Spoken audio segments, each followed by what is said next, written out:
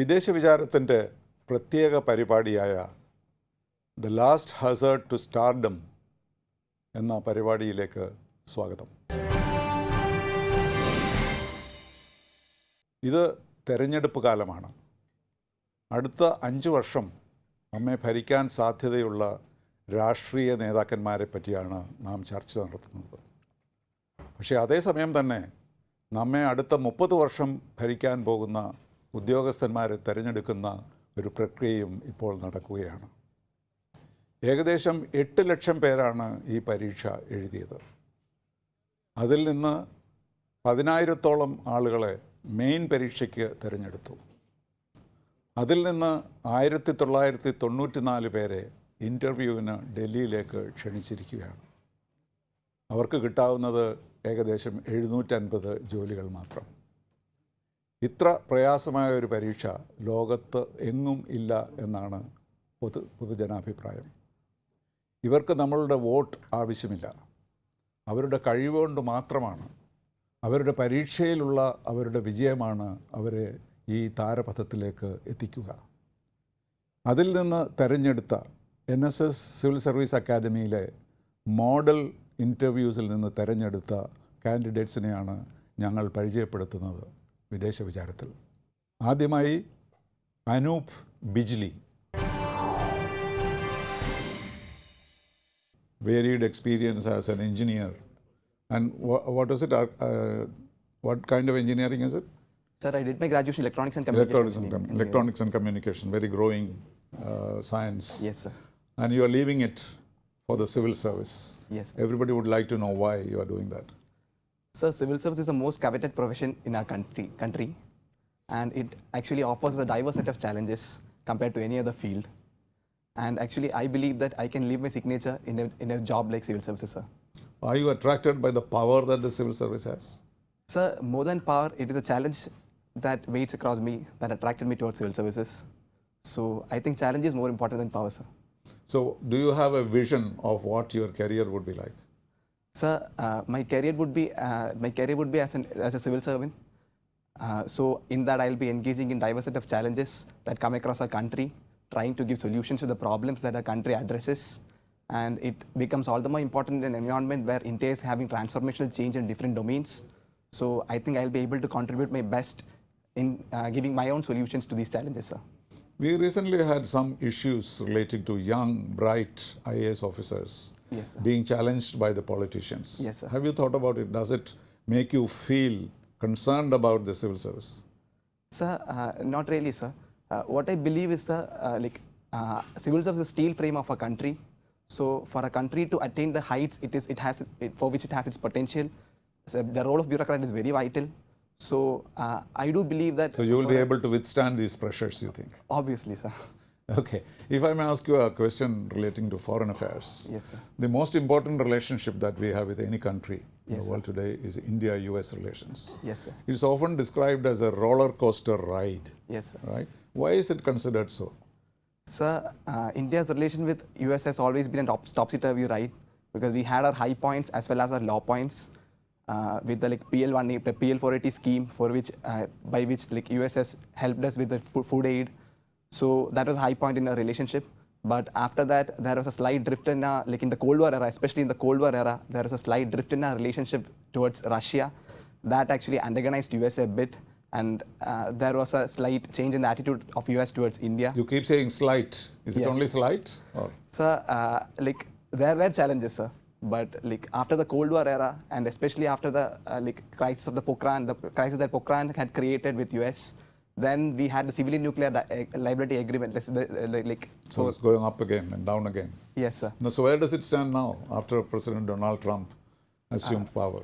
Sir, when President Obama was in power, Prime Minister Narendra Modi had a very personal bonhomie with him, and the relationship was at heights.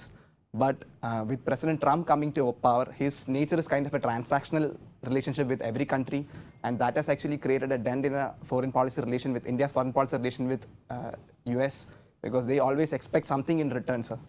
So do you think the roller coaster is now kind of hanging in the air? Sir, kind of it is hanging in the air, sir.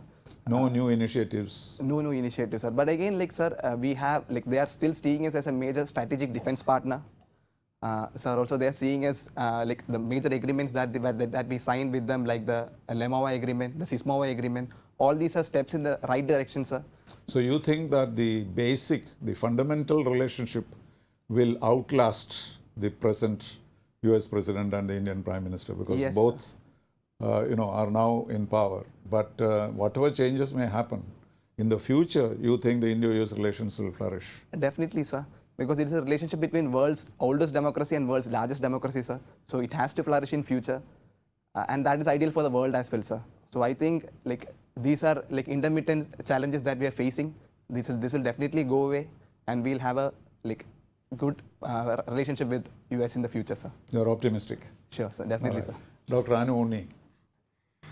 You must be having a fairly good understanding about India's Act East policy, which was Yes, definitely a departure from the Look East policy, Yes, which was envisaged in 1991. Yes. So, what are the objectives behind India's Act East policy? Do you think that India has certain goals in mind to achieve through this Act East policy?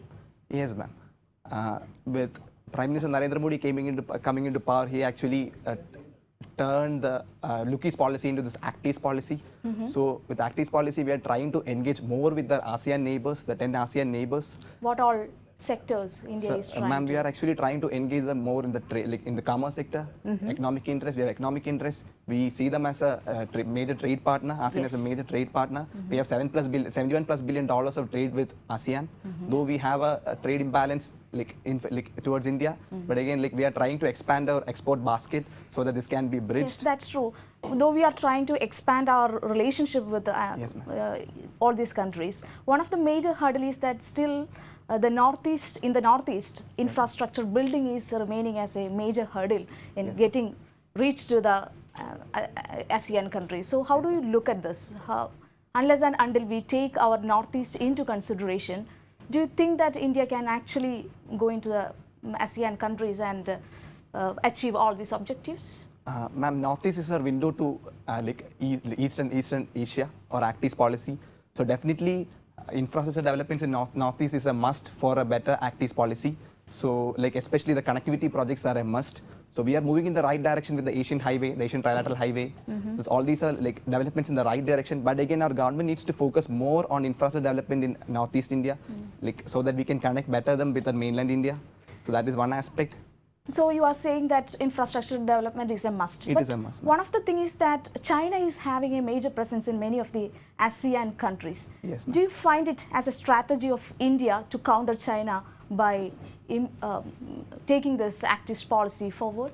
Yes, ma'am. That is definitely I believe that is definitely one among the objectives, ma'am.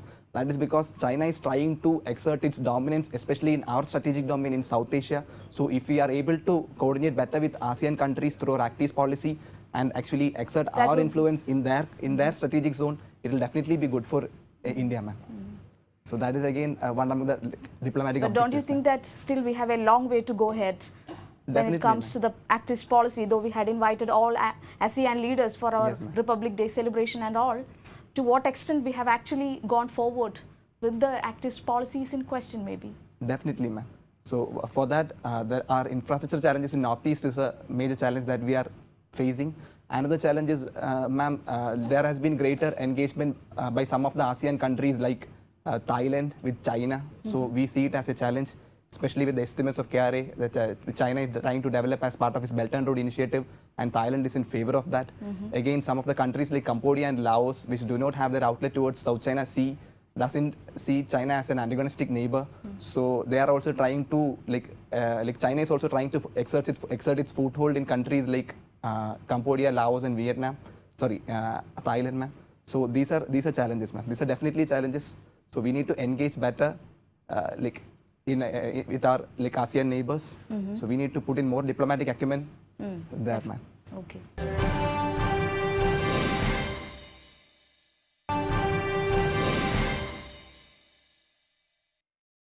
Anup, how are they reacting, the East Asian country, Southeast Asia, to India's initiatives?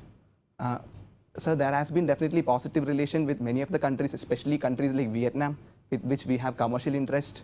as well as like major different defense interest, and now we are actually trying to ONGC Videsh is trying to like find some like strategic interest as well, especially in the like resource rich region like in Vietnam. And so definitely there will be positive relation with India because we have civilizational ties. We have our Indian diaspora in countries like Malaysia, Singapore, and all. So there are countries which are actually positively engaging with India, and like there are challenges as well, sir. Like I mentioned before, with countries like Vietnam, Cambodia, and Laos. So You mentioned the South China Sea. What is the situation there? China is claiming the whole of South China Sea. yes, sir. And therefore, the Southeast Asian states have a great concern about that. How are they going to deal with it?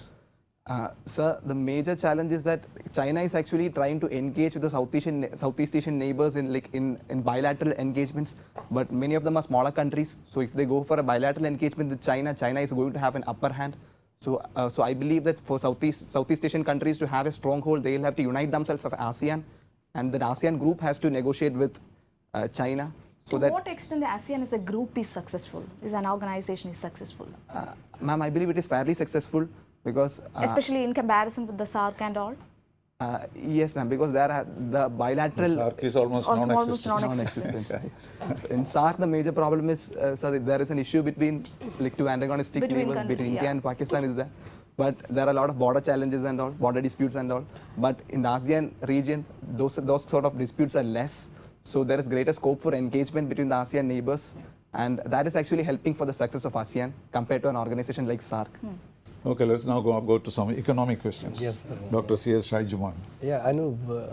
You would have seen that now from the global financial crisis, U.S. economy is slowly coming out, and they are actually trying to follow a contractionary monetary policy. Yes. That means they are trying to increase the interest rates in the U.S. economy. Yes. How this policy is going to affect Indian economy? Sir, post the global financial crisis, US tried to maintain a zero interest rate in by the federal. So that actually attracted investments from all other countries towards like emerging economies like India. That is because like investment in US had become unattractive because they wanted more money in the market. There's a pump priming kind of thing. So like we were able to attract a lot of investment towards India. So like with the global financial crisis slowly moving away, US is trying to raise the interest, US federal is trying to raise the interest. So the major impact that India is going to have is the flight of capital from India towards US. So that is because like major investors see US as a stable economy compared to an emerging economy like India. So everybody will want to invest in US if the returns are like remunerative. So that is why we will have a flight of capital from India towards US. But at the same time, it is going to affect only to the hot money or the flight, as you rightly said, the flight capital, short-term deposits Yes, or sir. short-term money. Yes, sir. So what about the other side, like long-term investments? Is it going to affect the long-term investments also? Sir, I think for long-term investments, it is not going to have much of an impact. That is because India is the fastest growing major economy, sir. So almost all the MNCs see India as a primary investment destination. Our democracy and our demand are our strength, and we are trying to highlight that as well. With that, India has been able to attract more FDI of late, and it is one among the major FDI attracting countries of the world. But the major problem is, among the foreign investment, our major investment comes as hot money or as foreign institutional investors or foreign portfolio investors. So these are the things that can go off from India due to this flight of capital. So that is a challenge that we are facing, sir. So, but at the same time, huge amount of money may be going out from India Yes. because of if they are going to do a 0.25% increase in interest rate, it may be like 4,000, 5,000, 10,000 crores or 10,000 billions of dollars. It's Yes, going sir. out. I mean, do you think that this is going to affect our stock market? Sir, our stock market will definitely be affected, sir. It will definitely create shock in our stock market. That is because huge amount of foreign institutional investors and foreign portfolio investors are trying to go away from India, with US being a better investment destination with remunerative rates. So that is a major challenge that we are facing, sir. Do you think that we need a lot of foreign investment in India?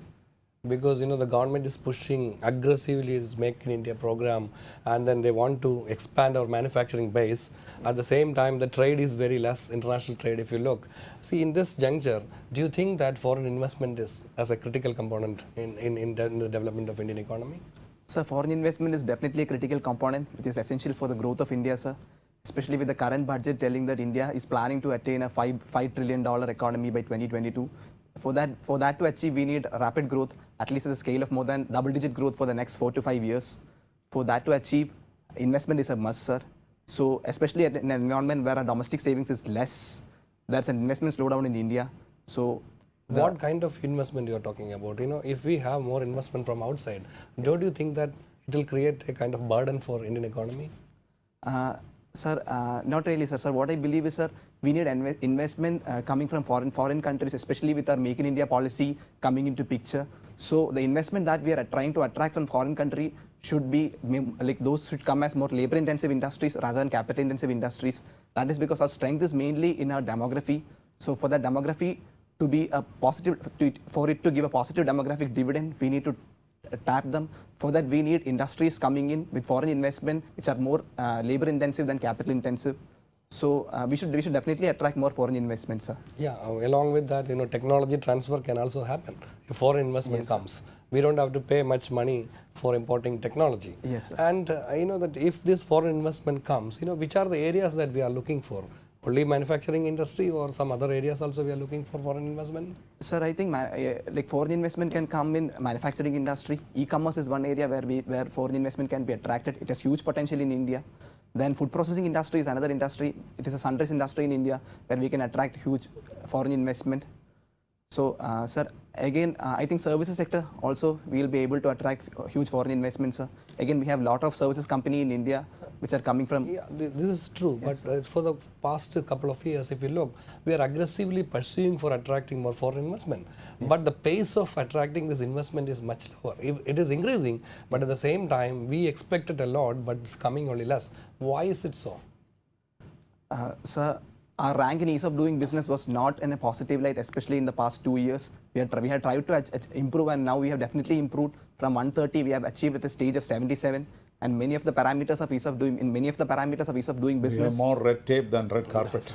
Yes. That's yes, the sir. problem. Yes, sir. How Actually, about Make in India program? Has it succeeded in attracting investment? Sir, there have been success in many areas of Make in India, sir. But having said that, there are challenges as well. The success that we see, especially in telecom manufacturing industry, we had a lot of investments like coming from countries like China in the form of Mi, Redmi, and also. So those are actually positive signals. Positive signals wherein we are able to attract foreign investment with which are able to generate more employment, sir. So, but again, there are challenges as well because in some of the sectors, in some other sectors, we have not been able to attract the foreign investment to the potential that we have, sir. So that is a challenge. That is mainly because we need to shift away from red tape to red carpet, sir. But at the same time, there is a school of thought that because of foreign investment, employment generation in the economy is decreasing. Yes. Would you agree to that? Sir, that is also true to an extent, sir. That is because mainly the capital that we attract from foreign countries are mainly in capital-intensive sectors rather than labor-intensive.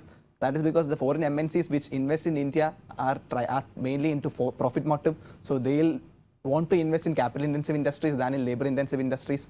So I think here government can come into picture and they can give more concessions for investment which are into labor-intensive industries. So the role of government is vital here, sir.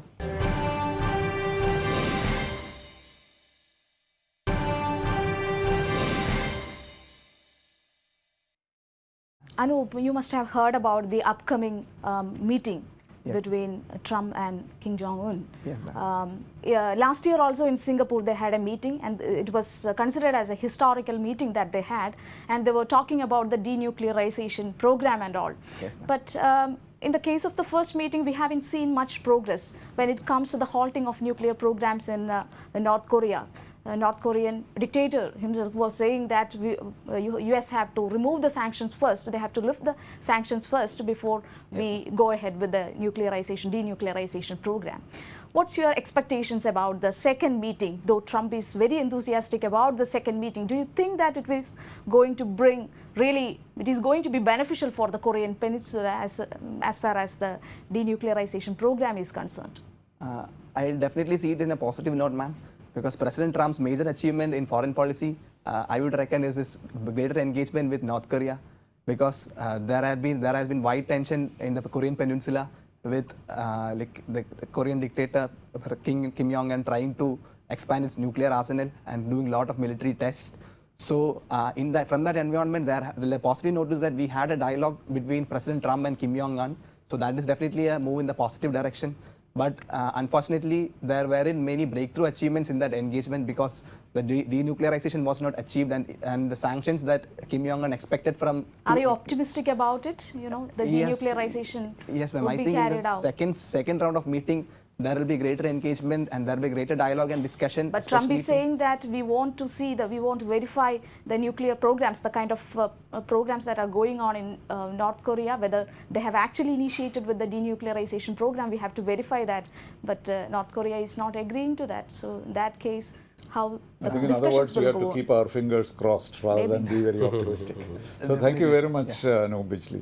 Thank you, Thank sir. you. All the very best for your real interview. Thank you, sir. Thank you, ma'am. Thank you.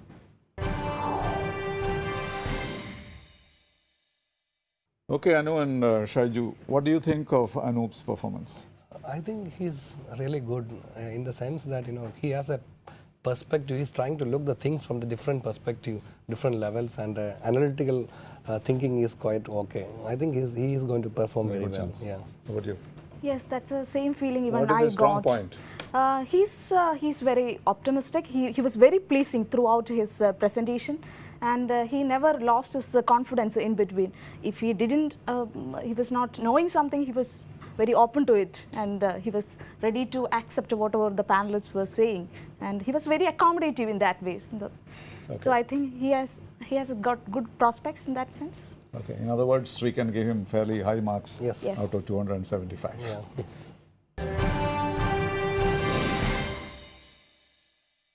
വിദേശ വിചാരത്തിൻ്റെ പ്രത്യേക പരിപാടിയായ താരാപഥത്തിലേക്കുള്ള അവസാനത്തെ കടമ്പ എന്ന പരിപാടി അവസാനിക്കുകയാണ്. അടുത്ത ഉദ്യോഗാർത്ഥിയുമായി നമുക്ക് വീണ്ടും കാണാം അടുത്തയാഴ്ച ഇതേ സമയം ഇതേ ചാനലിൽ. നമസ്കാരം.